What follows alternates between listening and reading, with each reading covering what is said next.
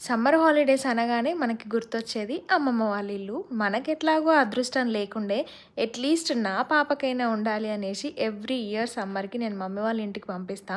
Full vlog పెట్టాను. అది చూసిన వాళ్ళు "శ్రీయుకి ఇష్టం లేనట్టుందక్క" అని అన్నారు. యాక్చువల్‌గా she is happy to go. But తనకి నేనుండాలి. సో, నన్ను రమ్మంటదనమాట. అక్కడొస్తది ప్రాబ్లము. దానివల్ల ఫేస్ అంతా డల్ చేసేస్తది. దట్ టూ ఎళ్ళేటప్పుడు బాగా ఎక్సైటింగ్‌గా ఉంటది. ఆల్మోస్ట్ రీచ్ అయ్యే టైంకి ఫేస్ అంతా చేంజ్ చేసి కొంచెం ఏడుపొచ్చింలాగా చేస్తది. But she is controlling. ఎందుకంటే మళ్ళీ తను ఏడుస్తే ఆటోమేటిక్‌గా నేను డల్ అయితాను తనకి తెలుసు. అండ్ వీడియో కాల్స్ కానీ, నార్మల్స్ కానీ కొంచెం తక్కువ అవాయిడ్ చేస్తాననమాట తను అక్కడ ఉన్నన్ని రోజులు. ఎందుకంటే మళ్ళీ తను ఎక్కడ మైండ్ డైవర్ట్ అవుతుందో అనేసి. అండ్ వన్ డే స్కూల్ లేకుండా మనం సిటీలో వాళ్ళని మేనేజ్ చేయడం చాలా కష్టం. బట్ అదే పల్లెటూరులో ఎన్ని రోజులైనా ఈజీగా టైం అనేది స్పెండ్ చేస్తారు అండ్ ఎంగేజ్ అయిపోతారు. అండ్ దట్టు అక్క పిల్లలు ఉంటారు.